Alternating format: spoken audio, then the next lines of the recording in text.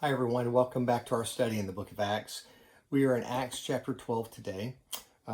This will be the last of these studies that I'm doing with you. The study in Acts is going to continue with Tim, picking up next week with the life of Saul, beginning with the conversion of Saul in chapter 9. Maybe he will touch a little bit on the second half of Acts chapter 11. Which pertains to the church at Antioch and Saul and Barnabas's work there. So I'm really kind of skipping over that section as well. If you don't get to that with Tim, you can read through that and see the connection, how it leads to other things. We're going to focus our attention today on Acts chapter 12. Acts chapter 12 is a pretty incredible chapter. And to me, it's a big moment in the early church. In Acts chapter 12, we see the continuation of the Jerusalem persecution. We've talked about this quite a bit. I don't want to go back over old ground too much. I have a tendency to do that. So suffice it to say, we have seen increasing levels of persecution in Jerusalem with the church that is being established there.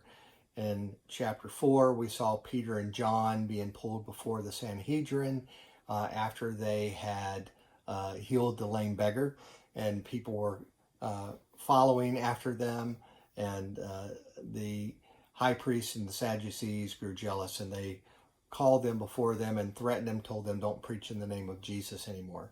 In Acts chapter 5, we see that all of the apostles are arrested. Then they are miraculously freed from prison, but then grabbed again in the temple and brought before the Sanhedrin. And on this occasion, we even know that the Sanhedrin, there were those on the Sanhedrin who wanted to kill them then and there. But as you'll recall, Gamaliel convinces them that would not be wise, to wait and see. Most of these things come to nothing once their leader is gone, and Jesus had, of course, been killed at this point. He says, just leave it alone. It'll come to nothing unless God's behind it. And then, what are you going to do? Fight God? So they still flogged them, beat them, and turned them loose. Then we come to chapter 6, and we find, of course, Stephen gets pulled before the council, and by the time he's done speaking to the council, they stoned him to death. So we have the first death, and then there's this scattering of the church in Jerusalem as they all move out to regions of Judea and Samaria, according to the plan in chapter 1 and verse 8 of Acts. And we're told that everybody left except the apostles. But then we come here to chapter 12, and we read that about that time, Herod the king laid hands on some who belonged to the church in order to mistreat them. So what we really learn here in chapter 12 and verse 1 is that chapter 8 and verse 1 is primarily referring to, I think, the teachers outside of the apostles being scattered, because we see that. Stephen has become a teacher. Philip has become a teacher. Philip is in Samaria. And we come to chapter 11 and verse 19. We read of others who had left Jerusalem because of the persecution and were teaching. So teachers were going about, taking the gospel with them, spreading out. But there were still Christians along with the apostles. There was still a church in Jerusalem, even though there had been this scattering of teachers going about preaching the gospel in other places. Here in chapter 12, we see that there has been an escalation. Herod is a government official. He is a official of Rome. So now the persecution has risen from the level of the Jewish leadership, the religious leadership, to now a government official who has real power to carry out things. And that is a new development that we see here. I think there's evidence in this chapter, however, that the religious leaders are, inspiring and prompting and urging Herod to act. It becomes very obvious that Herod is aware of the apostles' escape from prison at the temple. Now, how does he know about that? Well, because he's a practicer of Judaism. He has his own, probably religious interest in what the apostles are doing, but he is going to, of course, be informed by the Sanhedrin and those influential Jews that would have been in contact with him. So we're going to see that influence is obvious here in this chapter. But several significant things happen in chapter 12. We find here the death of an apostle. James, the brother of John, is killed with a sword, or executed by Herod. Here in verse 2, Herod realizes this has pleased the Jews. They're very happy with what he's done, makes his life easier. So he decides, well, if they're happy with that, let's go get Peter. So he has Peter arrested, and now Peter has been arrested. The other thing that we learn here in chapter 12, and if you look down in verse 3, that when Peter is arrested, it was during the time of the unleavened bread. So we are in the days leading up to the Passover. So this is the same time period, the same period of the year, and the same events going on in Jerusalem that surrounded the arrest and trial and execution of Jesus. So you have these devout, very zealous Jews coming from around the world who've made this journey, this pilgrimage back to Jerusalem, and they are the enemies of Christ, many of them. Those who had not obeyed the gospel already are the antagonist of the gospel. And so he has seized Peter and plans to bring Peter out to face this crowd, the same crowd that would have been yelling, crucify him, crucify him, about Jesus. They are still around. So he seizes Peter and he puts him under maximum security. He is got Peter sleeping with a soldier on either side of him, and then multiple layers of security surrounding Peter. Says that he was delivered to 4 squads of soldiers, and I believe that would indicate 16 soldiers, I think is my understanding of that. So there are 16 soldiers guarding Peter at all times. And that's an indication that they knew that Agrippa knew, or Herod knew that these men had escaped once before. He's probably been informed of that, and he's like, well, that's not going to happen here. We're going to make sure Peter's not going anywhere. He's not going to escape this situation. Now, this Herod, let me just say, I didn't say in the beginning, this Herod is Herod Agrippa I. He is the grandson of Herod the Great. Herod the Great is the Herod we read of surrounding the birth of Jesus, who ordered the slaughter of innocent babies in order to trying to kill Jesus. That's Herod the Great, his grandfather. He is following in his rule his uncle, Herod Antipas, who is the Herod that would have interacted with Jesus at Jesus's trial, and also the Herod who killed John the Baptist. But he is the nephew of that Herod, and he's a subject of Rome. He's a puppet of Rome, and so he wields great power, but he's also a practicing Jew. And so he is following in the steps of the past, and he's going to have Peter killed during the day's Feast of the Unleavened Bread.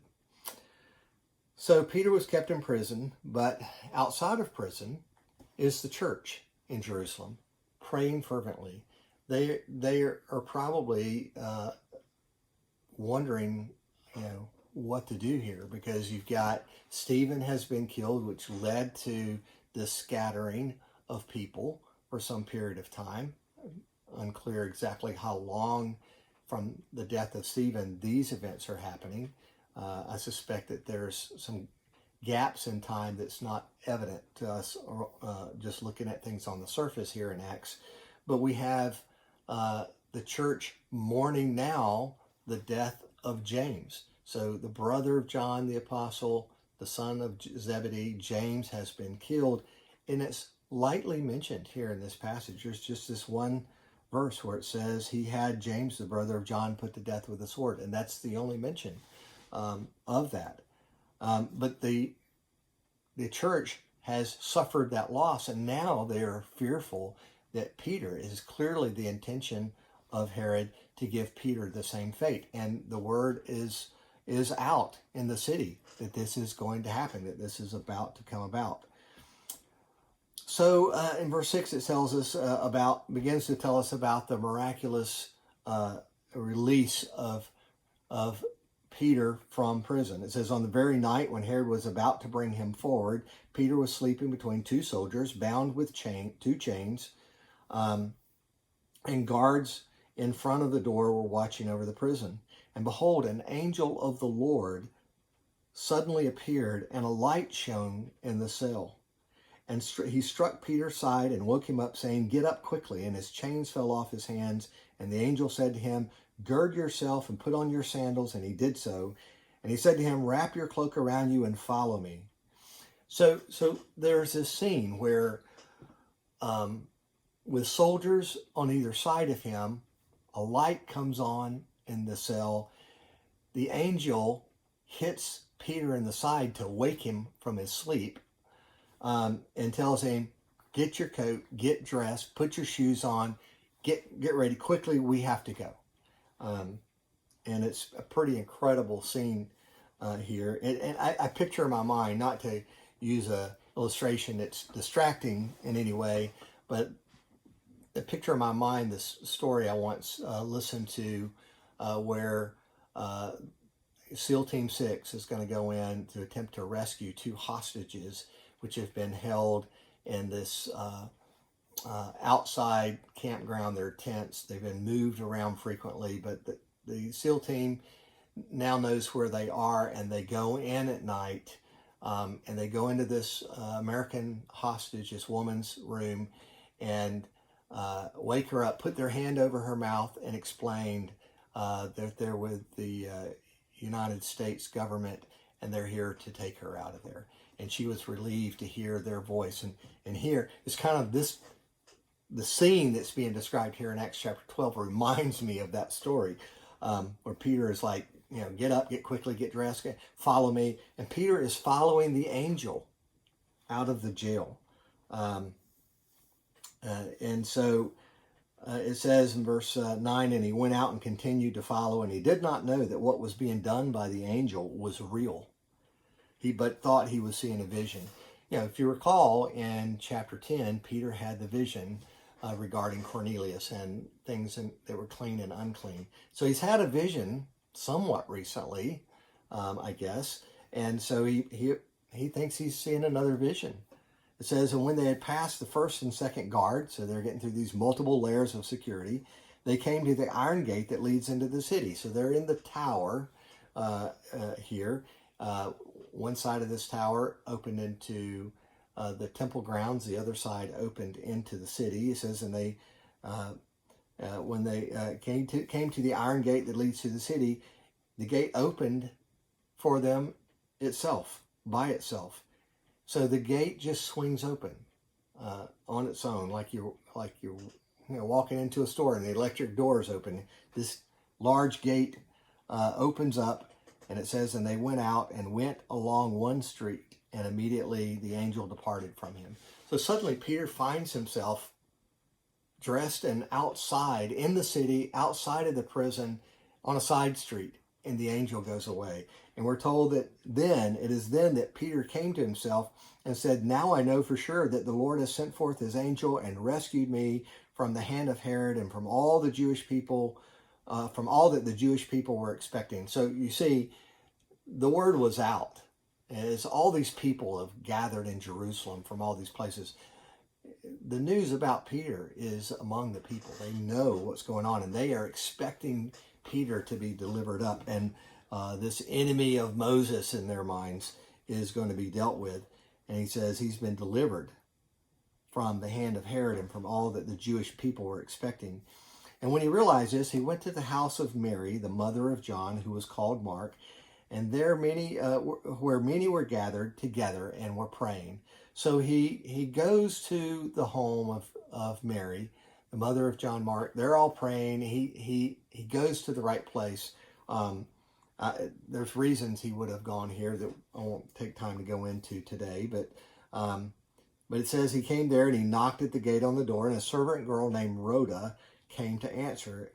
And when she recognized Peter's voice, because of her joy, she did not open the gate, but ran in and announced that Peter was standing in the front of the gate, So this young girl, who obviously is familiar with Peter, she knows his voice, she hears his voice. And so when he knocks and she calls out and he identifies himself, and she recognizes his voice, she just runs, she doesn't even let him in. She runs to tell everybody. And of course they say, "You're mad, you're out of your mind." But she kept on insisting that it was so, and they kept saying, "It is his angel." But Peter continued knocking, and when they had opened the door, they saw him and were amazed. So you have Peter, who has been led by an angel with the iron shackles falling off of him and doors opening by themselves, escapes jail. He gets to this prayer meeting at this house and can't get in.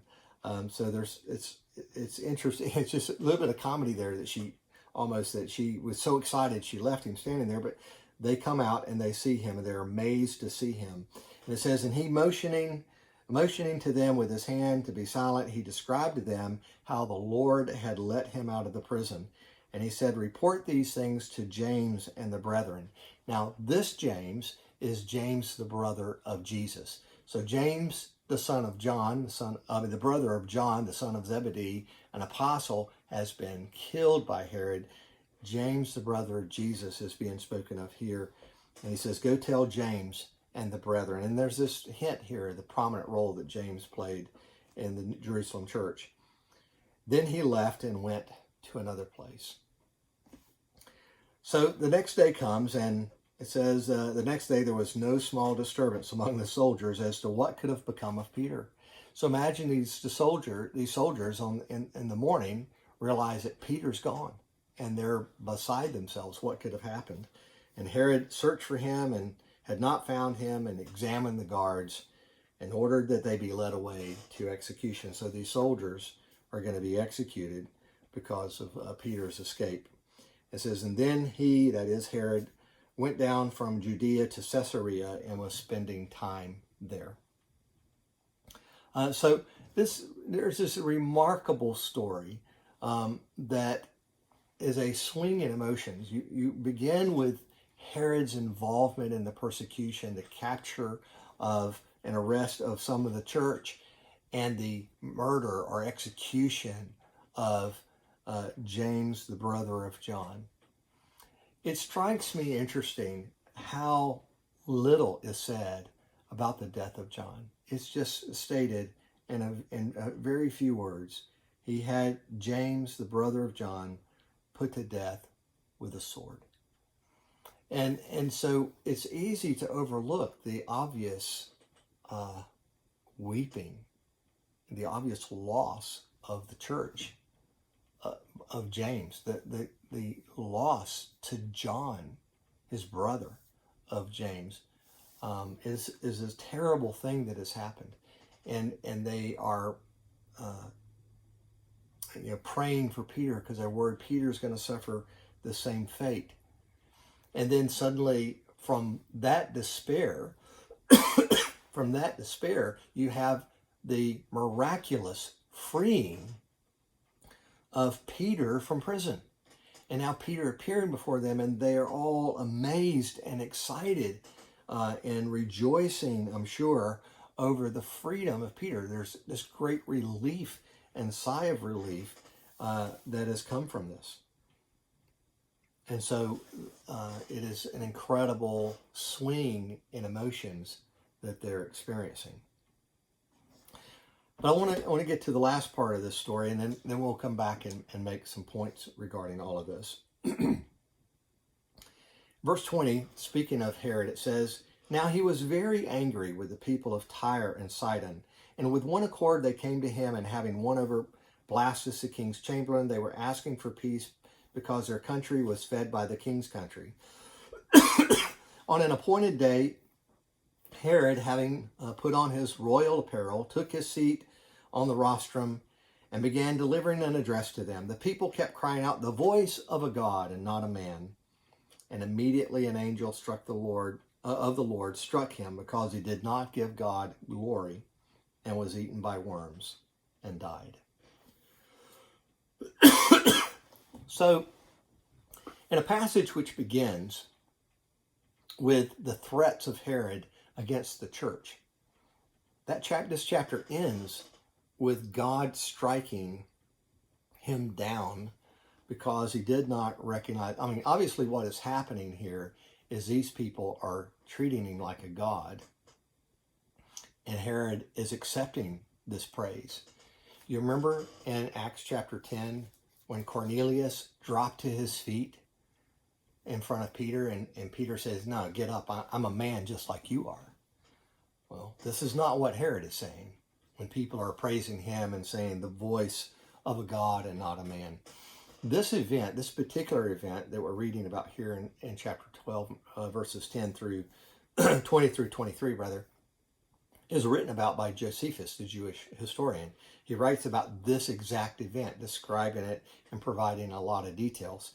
You know, you don't always know with these historians how much they embellish certain things, but Josephus is a wealth of information about a lot of things. And in this particular event, he describes this event very similar. He adds the fact that there was a festival that was there to honor Caesar, and that's part of the event that's going on. And he describes it that Herod falls ill and ends up in bed, and 5 days later he dies. And the description of what he died of, most medical experts say those are the results of being eaten up with tapeworms. And we're told here that he was eaten by worms and died. And I'm reminded of Isaiah chapter 42 and verse 8, where it says, "I am the Lord, that is my name. I will not give my glory to another, nor my praise to graven images." And of course, the sin of Herod here is that he did not give God the glory. And it reminds you, of course, if you think of the book of Daniel and God striking Nebuchadnezzar because he didn't recognize God, but was behind his success, and he was struck by madness and lived like a wild beast in the field for a period of time before God restored him to his senses. So here in Luke chapter 12, the next verse is Luke's summary of all of these things.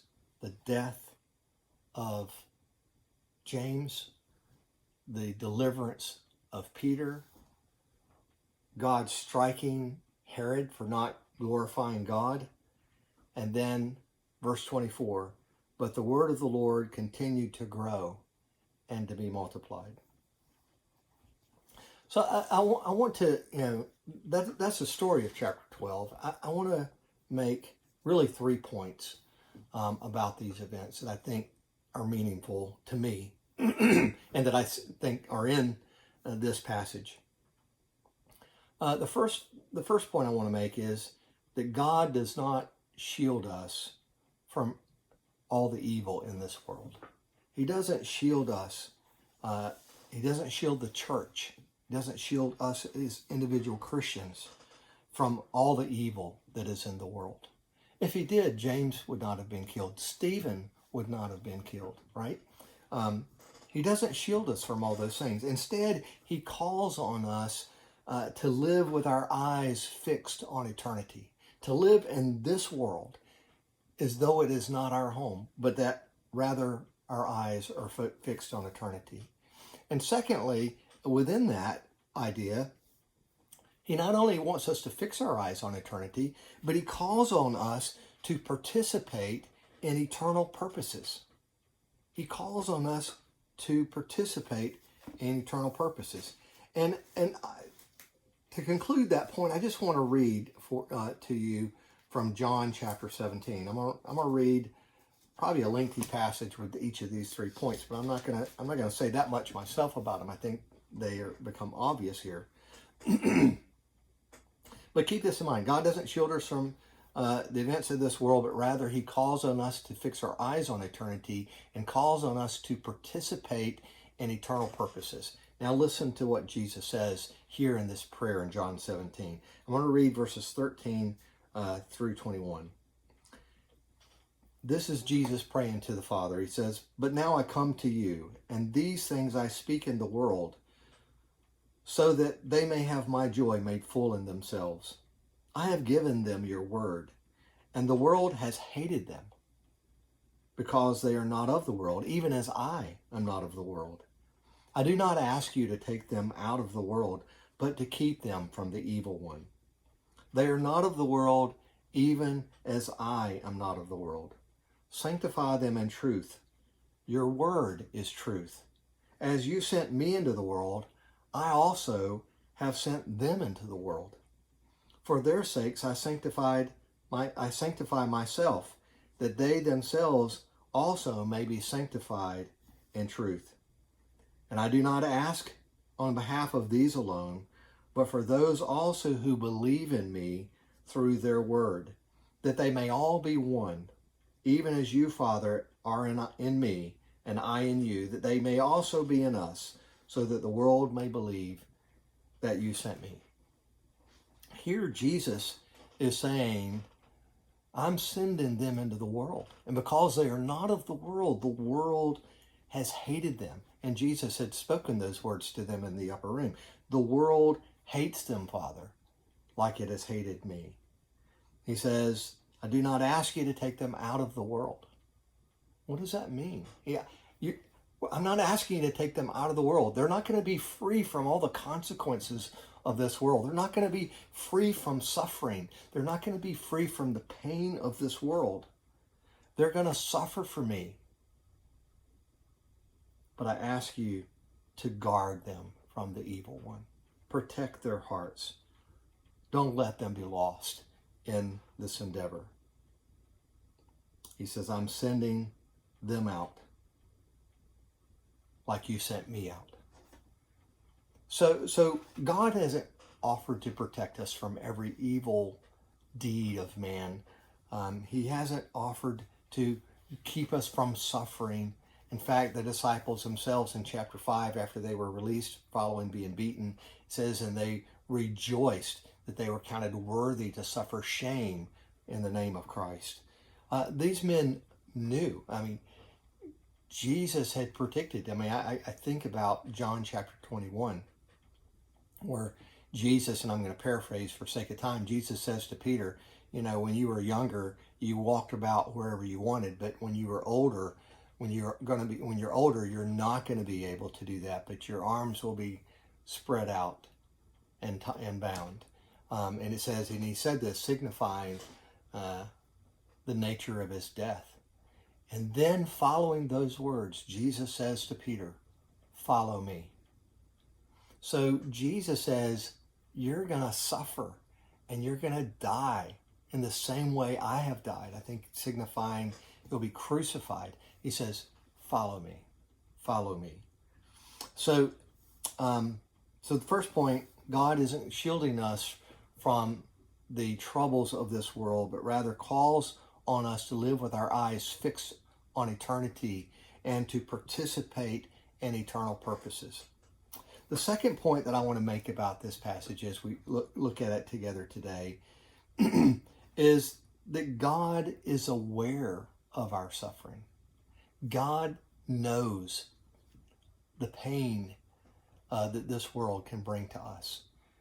God knew the pain that was in the heart of John over the loss of his brother, and the other Christians there. Uh, God knew that that was going to be a challenge for them, that they were going to suffer. And how does he know? Because God experienced suffering firsthand. God experienced suffering firsthand. I mean, you could say it in terms of God experienced through the suffering of his son, his own pain. You know, God so loved the world that he gave his only begotten son. What is the important part of that passage? We focus on God loving us, but what makes that significant is that he loved us so much that he was willing to suffer with his son, like a father, like we as a father today suffer with our children. When they suffer, we suffer. But of course, Jesus also understands our suffering from a human standpoint. So for that point, I'd like you to look over to John chapter 11. In John chapter 11, a passage I'm sure most of you are familiar with, we find there the death of Lazarus. And we know that Lazarus and his two sisters were loved by Jesus. It tells us that. John tells us in chapter 11, in verse 5, Jesus loved Martha and her sister and Lazarus. And when his sister sent for him when Lazarus is sick, they say, Lord, behold, him who you love is sick. And so they send for Jesus. And we know that Jesus, when Jesus, later in this chapter, when Jesus has arrived and these know Lazarus is dead, we're told in chapter 11, verse 35, Jesus wept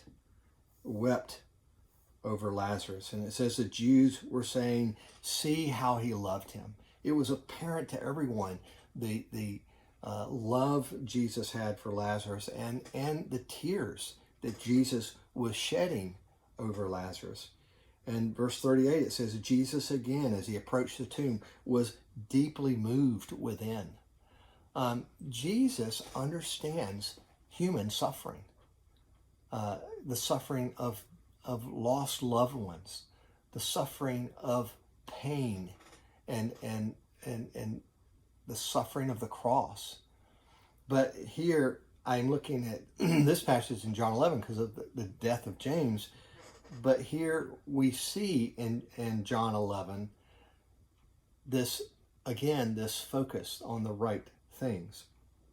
He says in verse 4, when he heard of the news of Lazarus being sick, Jesus says when he heard this sickness is not to end in death, but for the glory of God, so that the Son of Man may be glorified in it. What is he saying? He says there's purpose. The death of Lazarus is to serve a purpose. It reminds me of John chapter 9 when we read of the blind man, when the disciples, we looked at that earlier in our class, and when the disciples approach Jesus and say, who sinned, this man or his parents, that he should be born blind? And Jesus says, neither he nor his parents, but that the glory of God might be shown in him. This circumstance is something God's going to use to glorify himself before men, so that men might see who God is. And Jesus is saying essentially the same thing here. And when he approached the village and Martha runs out to him, and she says in verse 24, and she says in verse 21, Lord, if you had been here, my brother would not have died. Jesus purposely delayed coming to Lazarus so that this whole thing would play out as it did. And when she gets there, she says, Lord, if you'd been here, he wouldn't have died. And Jesus said to her, your brother will rise again. Your brother's going to rise again, Martha. And she says, I know that he will rise again in the resurrection on the last day. And Jesus said to her, I am the resurrection and the life. He who believes in me will live even if he dies. And everyone who lives and believes in me will never die. Do you believe this? Martha, do you believe me when I tell you that I am the resurrection and the life? This hope that you don't even fully understand in the future, I am here and I am the resurrection.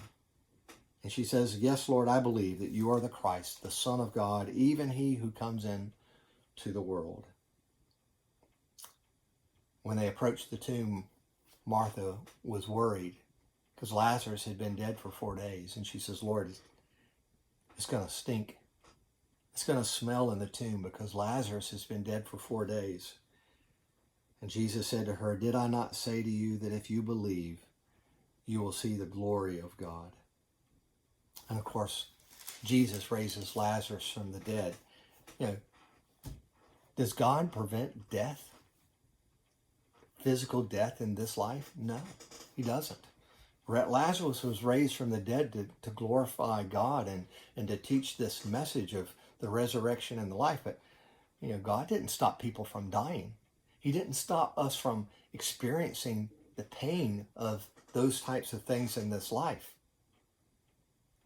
What he does remind us here, as he cried over the death of Lazarus, as he still, knowing all that he knew, still experienced that pain and that suffering, he at the same time knew that the real answer to that kind of pain and suffering, what really drives those tears away, is to realize that through him, eternal life will come. He who believes in me will live even if he dies. And everyone who lives and believes in me will never die. So when we deal with the things of this life, God has not stopped all these things from happening. God hasn't protected us and shielded us from every evil in this world. But what he has called on us to do is to believe in the life that he provides through his resurrection. So God experienced and understands our suffering. His allowing suffering to happen is not callousness. He understands our suffering, and he calls on us to live with our eyes fixed on eternity, to participate in eternal purposes, and to believe in the resurrection of life that is through him. And the third point that I want to make as we get ready to close here from Acts chapter 12 is the lesson that we see in the deliverance of Peter. On the one hand, you have the death of James, and we could ask, why does James die but Peter lives? Why couldn't James have been delivered? Why did somebody have to die?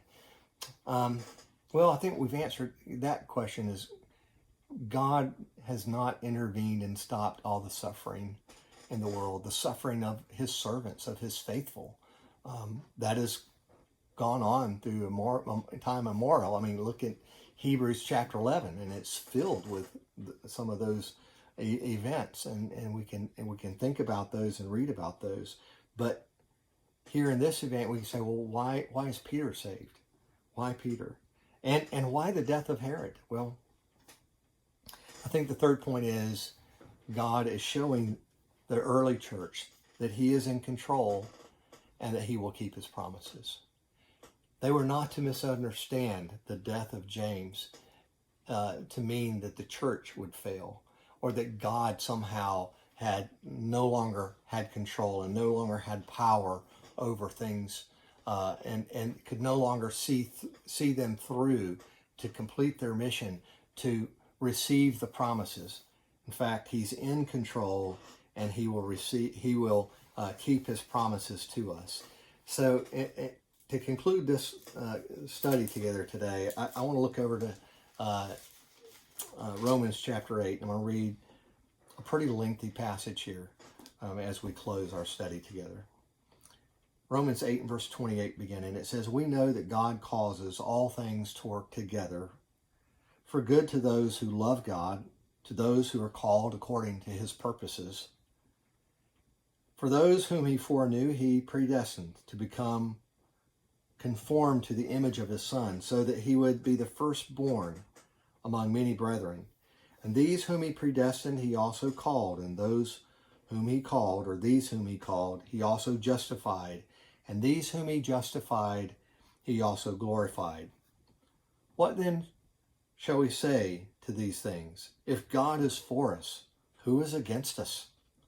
He who did not spare his own Son, but delivered him over for us all, How will he not also with him freely give us all things? Who will bring a charge against God's elect? God is the one who justifies. Who is the one who condemns? Christ Jesus is he who died, yes, rather who was raised, who is at the right hand of God, who also intercedes for us. Who will separate us from the love of Christ? Will tribulation or distress or persecution or famine or nakedness or peril or sword? Just as it is written, for your sake we are being put to death all day long. We were considered as sheep to be slaughtered. But in all these things, we overwhelmingly conquer through him who loved us. For I'm convinced that neither death, nor life, nor angels, nor principalities, nor things present, nor things to come, nor powers, nor height, nor depth, or any other created thing will be able to separate us from the love of God, which is in Christ Jesus our Lord. These are the words of Paul, who suffered so many things, who gave up everything that had been valuable to him in this life in order that he might suffer for Christ. He wrote these words. He knew that the Lord was in control, that the Lord would keep his promises. And that was the message to the church on that day when Peter is released from prison to continue preaching the gospel. Peter himself had already had foretold to him the manner of his death. He knew that he was going to die in the cause of Christ. But on this day, God said, not yet, not now. I have plans. I'm still in control. We have work to do. I'm going to keep my promises. I'll always keep my promises. So it's a powerful passage as we look at it. And of course, the passage ends, as I said before, the passage ends in verse 24 with Luke, who has paid so much attention to the progress of the gospel, even in this passage, says, but the word of the Lord continued to grow and to be multiplied. And may it be that way today. May we be a people who live with our eyes fixed on eternity, who participate in the eternal purposes of God as he calls us to do, that we take comfort that our God understands our suffering, has experienced it himself, and calls upon us to follow him through all of it, that we might obtain the promises of eternal life through his Son. I appreciate you studying with me. I look forward to the next time. I hope that you have a great week. Looking forward to Tim's study as he continues in the book of Acts. Thank you and have a great week.